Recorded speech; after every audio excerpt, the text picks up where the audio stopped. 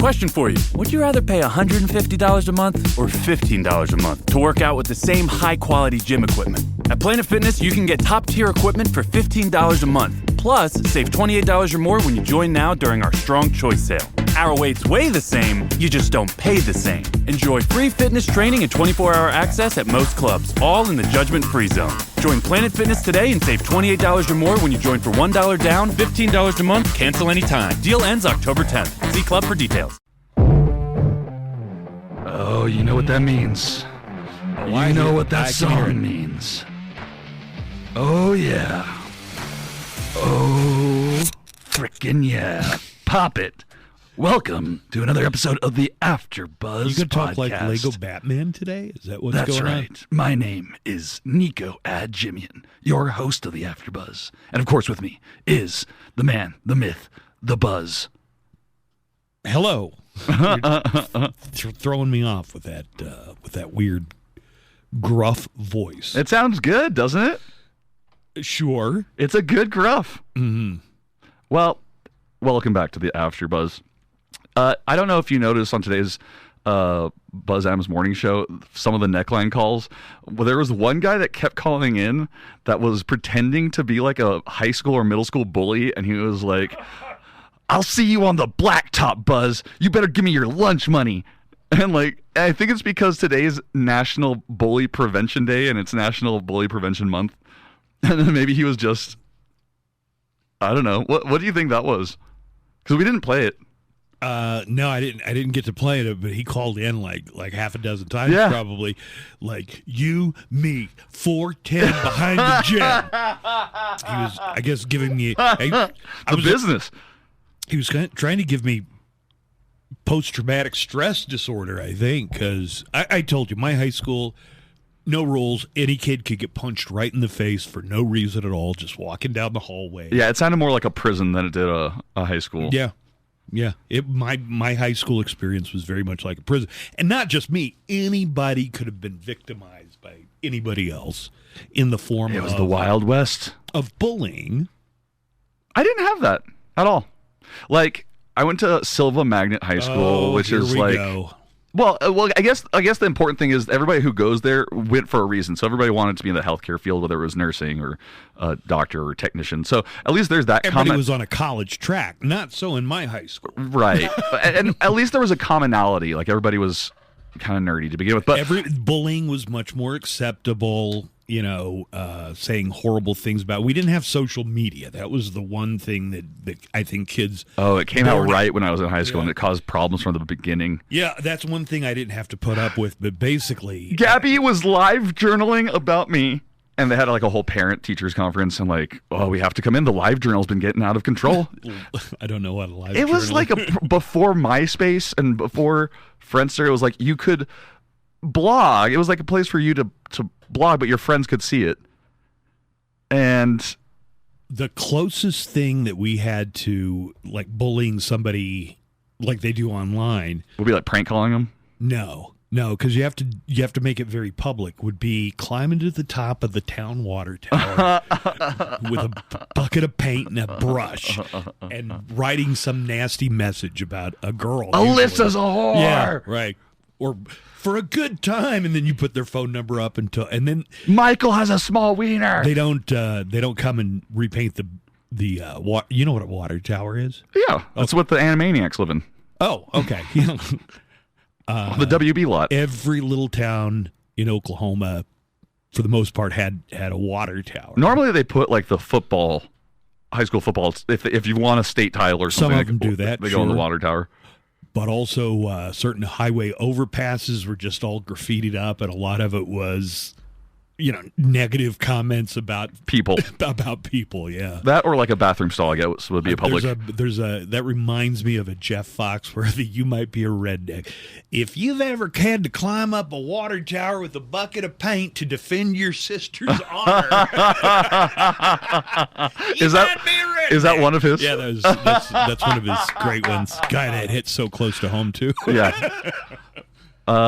You know what's sad though is driving out east. And then you pass Fort Hancock. Fort Hancock has a water tower with their high school, but they were football champions in like 63 and 65. And you're like, it turns into ancient history. It's 2023. It's not quite the flex you thought it was in 1965. You had years to repaint this. So the bullying thing, I was going to say, my high school was on a campus with another school. We shared a campus with a public school. Jefferson. And Jefferson had to me at the time, they looked like rough-looking characters. Oh my God, those kids are wearing Metallica t-shirts. Stay away from them. They might stab you. Did you guys have a dress code that the other kids did not, or just nobody was into Metallica? You could just tell. Like the Silva kids were just nerdier, preppier. Not all of them, but in general. And then the Jeff kids would just sound a little lamer, to tell you the truth. Yeah, maybe. I mean, a little. A little lamer. I wish I didn't. You sound like your entire school sounds like the audio-visual club in my high school. You just had the biggest dorks. See, that's the thing. The whole school's a bunch of dorks. So nobody bullies anybody else for being a dork. No, absolutely not. How often? You're dumb. You're not in AP classes. Look at this guy, not in AP classes. How often would you be interacting with some of the Jeff kids? Every day. Every day? Yeah, you shared classes. There were some classes that were not. Oh, I see. But like a lot of the curriculars and sports were shared. Do you ever feel like some of the Silva Magnet kids might have been bullied by some of the regular public school kids? No, that's why I kind of brought up is you would think that, or like a lot of I definitely thought that when I got there. I was like, oh, I hope this doesn't happen to me. But no, Jeff kids couldn't be nicer. Did I ever tell you the story about one time in 4th grade? I was class president of both. I had to get elected by Jeff kids too. Wow. I know. Okay, I'm not going to tell you my story then. I'm sorry. I had to just say that part. And my speech, my presidential speech, was a riff on Martin Luther King's "I Have a Dream." Oh God! And it was like, "I have a dream that one day we will have a diverse selection of snacks in the vending machines, not just Doritos, but Cool Ranch as well." In retrospect, probably not the best. Yeah, kind of insensitive, kind of disrespectful to the actual issues. But it got me to win. What was your story? Do you want to hear it? Yeah. So 4th grade, for about 3 days, I got sent down, and this is the way they used to do it, into the basement with the remedial kids. These were kids you would sometimes see, like they had a different recess time than we did, a different lunchroom time. You were aware of these kids because maybe you'd gone to kindergarten or 1st grade. So it's like proto special ed. Yeah, that's kind of what it was thought of. Or somebody who we just didn't label them. They were basement kids on the lower side of the curve, so to speak. And you were sent there. Yeah, right. Because they thought you were on the lower side. They thought I had a learning disability, which I probably did. ADHD or dyscalculia. Right. But mostly it was just I hated concentrating on what the teacher was saying, so I would just look out the window and daydream and wait for the clock to run out. So I'm down there for 3 days, and it's like, God damn, this is like how the other half lives. I mean, these were these kids some of them you'd only heard about. And I'm sure they were normal kids. Well, maybe, but they sent me back up, and I overheard the vice principal, Mr. Donathan, telling the teacher, "No, he's just bored." Yeah, he's just bored. The teacher didn't want to let me back in. Really? Yeah. But your teacher must have not liked you or something. The teacher was convinced that I was, in need of remedial. Yeah, he is special. I'm telling you, I didn't feel bored. I didn't feel special. But I was like, oh my God, am I now in this dungeon forever? Is this how somebody gets slow tracked back in 1979 or whatever? That's before they probably even had like gifted and talented programs. Well, I don't think they had them in grade school at that time. Right. They had advanced, or honors English or stuff in high school. Yeah. All right. So in today's AfterBuzz, I want to get into two topics. We're talking about Mongols and pies. That's right. Wow, from Mongoloids to Mongols. You think I ought to chop that out? No, I just don't know who you're talking about. Mongoloids, like the high school, The remedial kids. Your non-reaction was like, oh, I think I really did cross a line there. I just don't get it, and I just didn't get it. And Mongoloid isn't the. I mean, it is a pejorative or bad term. It used to be the actual term. Caucasoid, Mongoloid, and not gonna say the lastazoid. Rhymes with the country of Niger. Rhymes with Pegroid, right? Oh my God! Yeah, yeah. That's what the classification, right? Based on very outdated anthropological terms. Okay, so first up on pies, we had the Village Inn people come in today and bring us some pies. It just got me to thinking about our favorite pies. Been dreaming about cream pies. I know. All day. You got your banana cream, your coconut cream, your apple cream, peach cream, lemon meringue. What's your favorite pie? Hair? No. A hair pie? Mm-hmm. What's a hair pie? It's not a cream pie. It's not like a sex thing. I regret anything, pretty much everything I've said so far on today's episode. I don't know what's gotten into me. My favorite pie, gosh, like a good coconut cream pie. Your mom's pie. Your mom's pie. Coconut cream? Yeah, that's a good one. Chocolate pie. Cherry pie. I really like a cherry pie. I was going to bring in the fruit. All right, we got apple.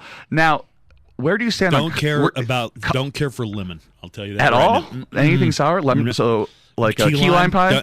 Never ordered some it. of my favorite. Don't know that I've ever eaten it. Now, how do you feel about? Where do you stand on cobblers? Yeah, a little messy, but okay. Can we count them in the pie? Yeah, cobbler's a pie. In the pie area. What do shoemakers have to do with that? I knew you were going to go. I mean, I knew. I was. Somebody left a neckline call. Why is it called a cobbler? What? It looks like street. Like cobblestones? Yeah, it looks like cobblestones. Wait, are you just making that up? A little. Okay. But that sounds like it could be, right? Like the crust on top was uneven. It kind of looked like a cobblestone street. Oh, we're going to call it a You're going to Google this, aren't you? I have no choice at this point.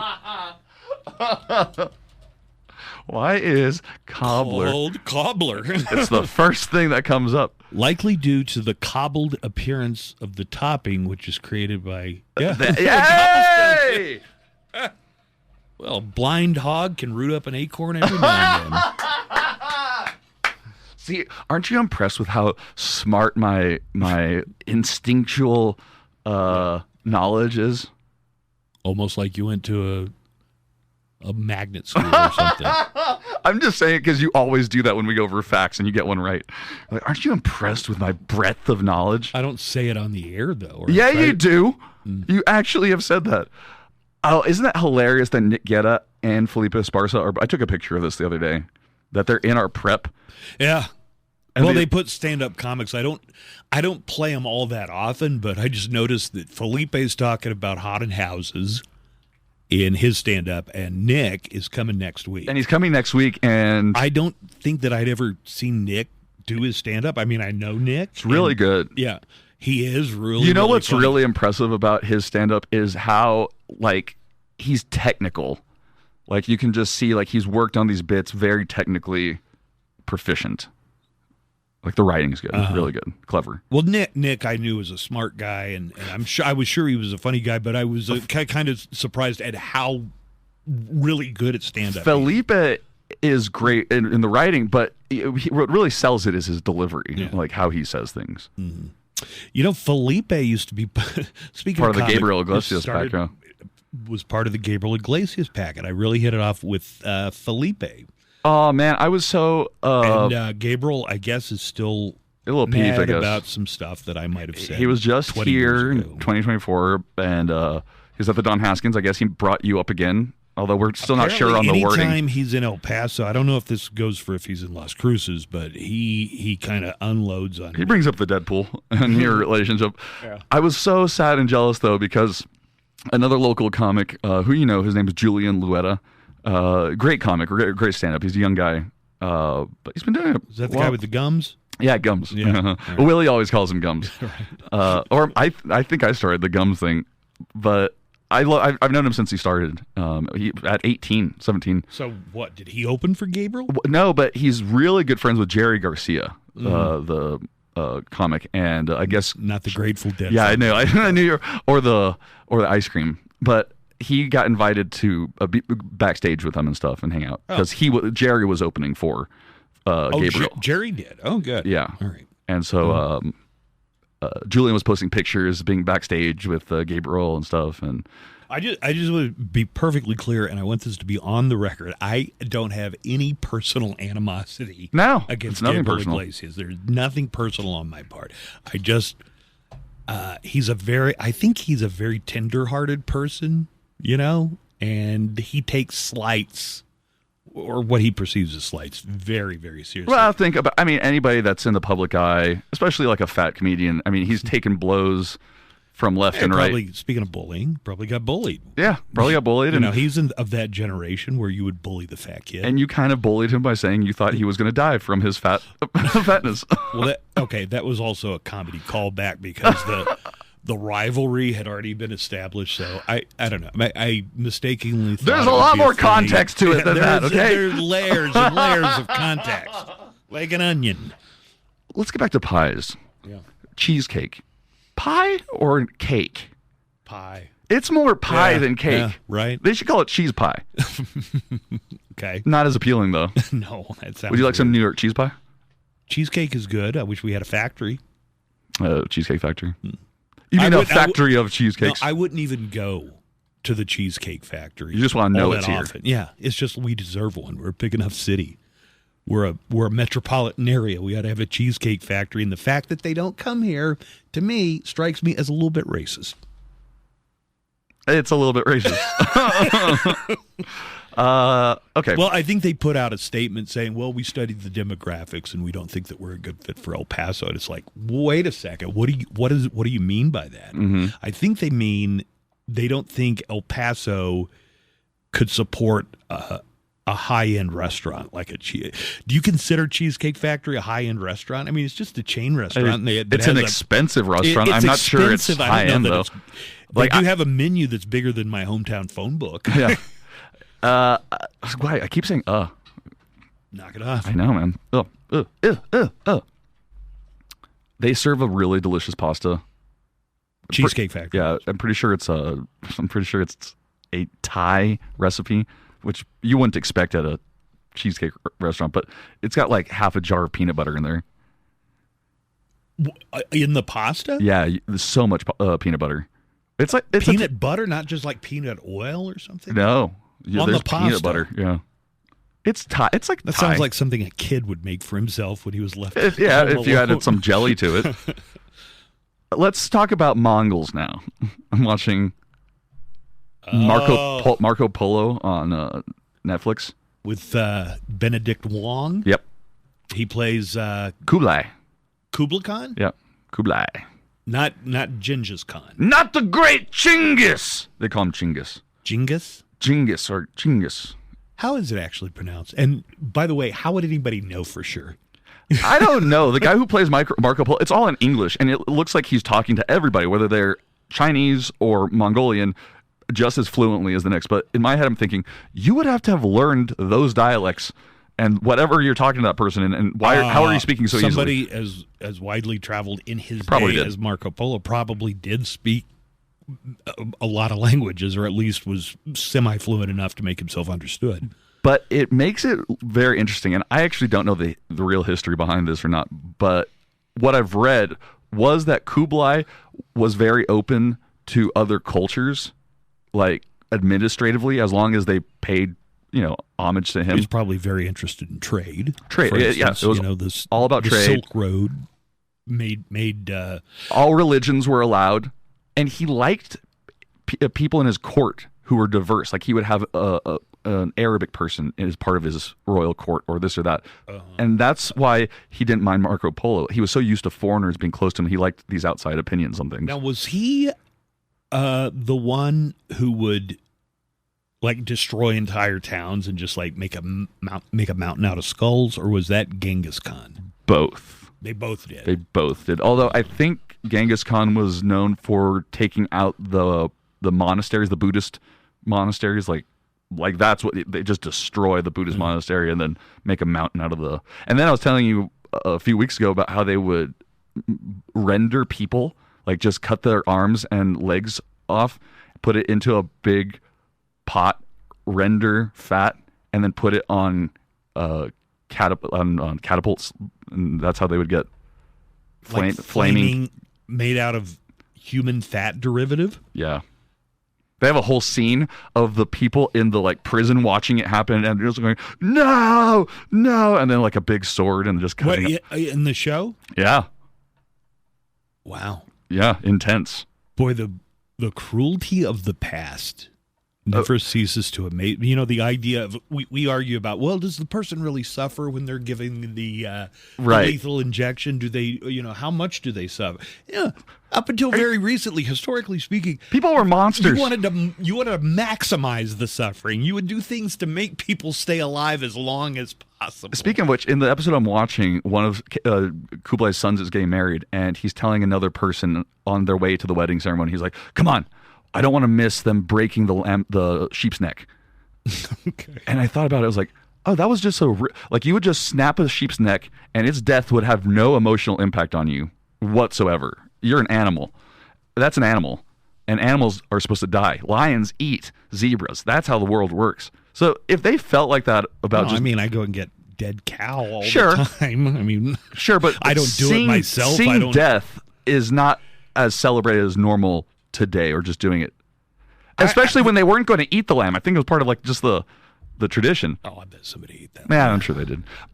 But I think they could just do that. I think they were able to conquer and kill people with a similar mentality, just not thinking of them as people. Death is so around you. People die. Yep. We're stronger than you. We're the lions. You're the sheep. I've always thought it's interesting that there are people that think and are convinced that if we could only get back to this golden age of whenever they think it is. Some people, might think the farther back you go, the better people were. You wouldn't last a day if you went back to some of those like caveman days, Middle Ages. Yeah. You would not last a day. Oh, I can't. I'm a rugged individualist. Nope. You would. I think they say based on germs, like you wouldn't be able to survive the germs before 1600 or something like that. Let's say you could get around the germs. Let's say somehow you got inoculated. If you broke your leg, you're going to you're pretty much dead, Yeah, these people that are really, a lot of the men's right people are very much law of the jungle and the strong survival of the fittest. You're not the strong. If you were plopped down in the middle of Marco Polo or Kublai Khan's day, you wouldn't be a strong one. Right. You would be easy. That was an pickings. Anarchy society. Yeah, that was no matter how badass you think you are. There was somebody more badass. Begging to come back to the 2024. I don't think people appreciate law and order and civilization. And being able to go about your life without worrying that you're going to be like skinned alive for some minor infraction or just daily being on the worry. wrong side of the war. That's a daily worry for some people back then.